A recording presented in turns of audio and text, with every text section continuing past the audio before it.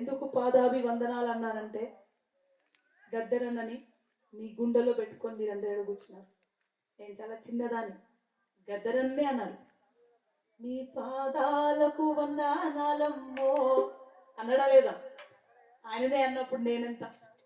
ఎందుకంటే ప్రజల్ని తన గుండెల్లో పెట్టుకొని చివరి వారికి గుండె కోసుకొని ఆ గుండె మరి కుట్లేసుకొని ప్రజలకు ఒక ఆయుధాన్ని ఇస్తాను, ఆ ఆయుధం ఇచ్చేంత వారికి నేను ఊపిరి ఆగదన్నాడు.